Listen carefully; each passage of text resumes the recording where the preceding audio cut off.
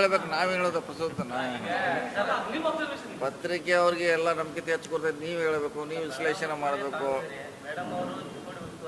ಹೌದು. ಅಲ್ಲಿ ತಮ್ಮ ಪುತ್ರ ಇಲ್ಲೇ ಅವ್ರ ಪುತ್ರ ಹೇಗೆ ನೋಡಿ, ನಾವು ಚುನಾವಣೆ ಬಂದಾಗ ಚುನಾವಣೆ ಮಾಡೋಲ್ಲ. ನಮಗಿರುವಂಥ ಅಡ್ವಾಂಟೇಜು, ಪ್ರತಿ ವಾರ ನಾನು ಕಾಂಗ್ರೆಸ್ ಆಫೀಸಲ್ಲಿ ಇರ್ತೀನಿ. ಇದೇ ಚುನಾವಣೆ ಅಥವಾ ಇದೇ ಸಂಘಟನೆ, ಮತ್ತು ಪ್ರತಿ ತಾಲೂಕಿಗೆ ಕೂಡ ನಾವು ವಿಸಿಟ್ ಮಾಡ್ತೀವಿ. ಮಂತ್ರಿ ಆದಮೇಲೆ ಸಮಸ್ಯೆಗಳನ್ನು ಕೇಳಲಿಕ್ಕೆ ಹೆಚ್ಚು ಕಮ್ಮಿ ಎಲ್ಲ ಕಡೆ ಕೂಡ್ತೀವಿ. ಸೊ ಹೀಗಾಗಿ ಕೆಲವರು ಚುನಾವಣೆ ಬಂದಾಗ ಅಷ್ಟೇ ಚುನಾವಣೆ ಮಾಡಲಿಕ್ಕೆ ಪ್ರಯತ್ನ ಮಾಡ್ತಾರೆ. ನಮ್ಮದು ನಿರಂತರವಾಗಿ ಚುನಾವಣೆ, ಸಂಘಟನೆ, ಜನರ ಸಮಸ್ಯೆ ಇರೋದ್ರಿಂದ ನಮಗೆ ಚುನಾವಣೆ ಮಾಡಲಿಕ್ಕೆ ಭಾಳಷ್ಟು ಸುಲಭ ಆಗ್ತದೆ. ಹೀಗಾಗಿ ಅದ್ರ ಜೊತೆಗೆ ಪಕ್ಷ ಕೂಡ ದೊಡ್ಡದಾಗಿದೆ. ಸೊ ಇವೆರಡು ಕೂಡ ಬೆಳಗಾವಿ ಮತ್ತು ಚಿಕ್ಕೋಡಿಗೆ ನಮ್ಮ ಇಬ್ಬರು ಅಭ್ಯರ್ಥಿಗಳಿಗೆ ಗೆಲ್ಲಲಿಕ್ಕೆ ಇದು ಸಹಕಾರಿಯಾಗಿ ಆಗುತ್ತೆ. ಭಾಳಷ್ಟು ಅವ್ರ ಬಗ್ಗೆ ಅಸಮಾಧಾನ ಇದೆ. ನಾವು ಕೂಡ ಓದಲೆಲ್ಲ ಕೇಳ್ತೀವಿ, ಅವ್ರನ್ನ ಯಾರು ಬಂದಿಲ್ಲ ಅಂತಾರ. ಅವ್ರು ಎಲ್ಲೂ ಕೂಡ ವಿಸಿಟ್ ಮಾಡಿಲ್ಲ, ಅಥವಾ ಸ್ಥಳೀಯ ಸಮಸ್ಯೆಗಳಿಗೆ ಅಂತ ಸ್ಪಂದನೆಯೂ ಮಾಡಿಲ್ಲ. ಕೇಂದ್ರ ಸರ್ಕಾರದ ಯೋಜನೆ ನಾನು ಯೋಜನೆ ತಿಳಿದಾರೆ ಅಷ್ಟೇ. ಅವ್ರು ಕೇಂದ್ರ ಯಾವುದೇ ಮಾಡ್ತಿದ್ವು ಅಂತ ಯಾವುದೇ ಯೋಜನೆ ಅದು ನಂದೇ ತಿಳಿದಾರೆ ಹೊರತಾಗಿ ಅವ್ರ ಕಾರ್ಯಕರ್ತರ ಜೊತೆಗಾಗಲಿ ಮುಖಂಡರ ಜೊತೆ ಅವ್ರ ಸಂಪರ್ಕ ಭಾಳ ಕಡಿಮೆ ಇದೆ. ಸೊ ಅದು ಅವ್ರ ಪಾರ್ಟಿ ಆಂತರಿಕ ವಿಚಾರ, ಅದು ಹೆಂಗೆ ಅವರು ಮಾಡ್ತಾರೆ ಅವ್ರಿಗೆ ಬಿಟ್ಟಂಥ ವಿಚಾರ. ನಾವು ಹೋದಾಗ ಮಾತ್ರ ಅವ್ರ ಬಗ್ಗೆ ಇಷ್ಟು ಮೈನಸ್ ಪಾಯಿಂಟ್ಗಳನ್ನು ನಾ ಅಬ್ಸರ್ವ್ ಮಾಡಿದ್ದೆ.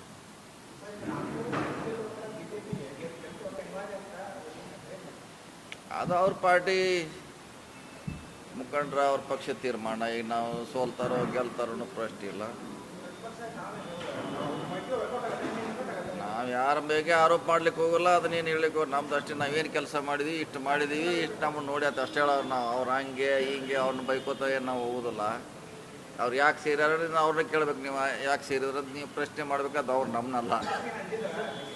ಅಂಜದ ಬೆಟ್ಟ ನೀವು ಅವ್ರನ್ನ ಕೇಳ್ಬೇಕು. ನಾವು ಹೆಂಗೆ ಹೇಳಕ್ಕೆ ಬರ್ತಾವ್ರೆ, ಎದುರಿದಾರೋ ಧೈರ್ಯ ಇದೆ ನಮಗೆ ಹೆಂಗೆ ಗೊತ್ತಾಗಬೇಕು. ನೀವು ಕೇಳಿ.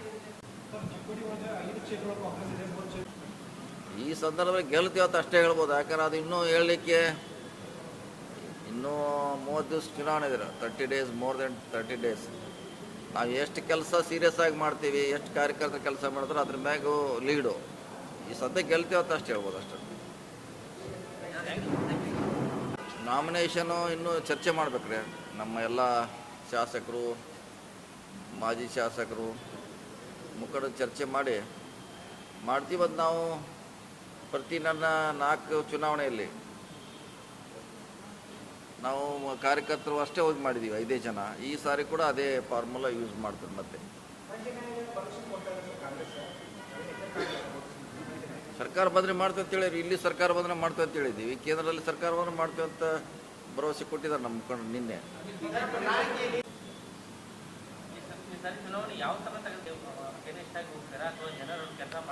ನಾವು ಬಿಜೆಪಿ ಪ್ರಶ್ನೆ ಇಲ್ಲ. ನಮ್ಮ ಪಕ್ಷದ ಅಭಿವೃದ್ಧಿ ಗ್ಯಾರಂಟಿ, ನಾವು ಅವ್ರಿಗೆ ಕೊಟ್ಟಂಥ ಸೇವೆ, ಕಳೆದ 30 ವರ್ಷಗಳಲ್ಲಿ ನಾವು ವೈಯಕ್ತಿಕವಾಗಿ ಮಾಡಿರುವಂಥ ಸೇವೆ ಮೇಲೆ ನಾವು ಮತಗಳನ್ನು ಕೇಳ್ತೀವಿ ಹೊರತಾಗಿ BJP ಆಗಲಿ ಮೋದಿ ಅವರಾಗಲಿ ಇಲ್ಲಿ ಚುನಾವಣೆ ಪ್ರಶ್ನೆ ನಮಗೆ ಬರೋದು. ಬರ್ತಾರೆ, ಇನ್ನೂ ಟೈಮ್ ಇದೆ. ಇನ್ನೂ 12 ನಂತರ ಪ್ರಾರಂಭ ನಮ್ಮದು. ನಾಮಪತ್ರ 19 ಮುಗಿಬೇಕು. ಅದಾದ ನಂತರ ಸ್ಟಾರ್ಟು. ಅವ್ರು ಹೇಳ್ತಾರೆ, ಅವ್ರಿಗೆ ಹೇಳ್ತಾರೆ, ಅವ್ರು ಹೇಳತ್ತಾರೆ. ನಾವಿಲ್ಲ ಅಂತ ಹೇಳಿರಲ್ಲ. ಸಿದ್ದರಾಮಯ್ಯ ಹೇಳಿದ ಮ್ಯಾಗ ಅದ ಪ್ರಶ್ನೆ ಇಲ್ಲ.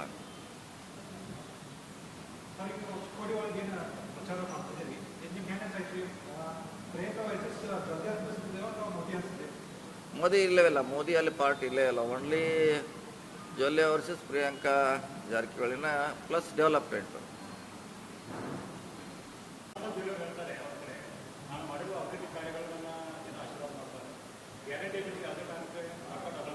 ಹೊರಕೋಟೆಕ್ಕಾಗಲ್ರಿ. ತಿಂಗಳ 4,000 ರೂಪಾಯಿ ಕೊಡ್ತೀವಿ.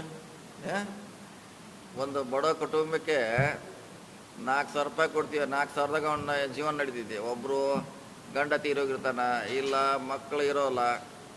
ಅಂಥವ್ರಿಗೆ 4,000 ಯೂಸ್ ಆಗಲ್ಲ ಅಂದರೆ ಇವ್ರದ್ದು ಯಾವ ಕೆಲಸ ಅಭಿವೃದ್ಧಿ ಅನುಕೂಲ ಆಗ್ತಾರೆ ಹೇಳ್ರಿ.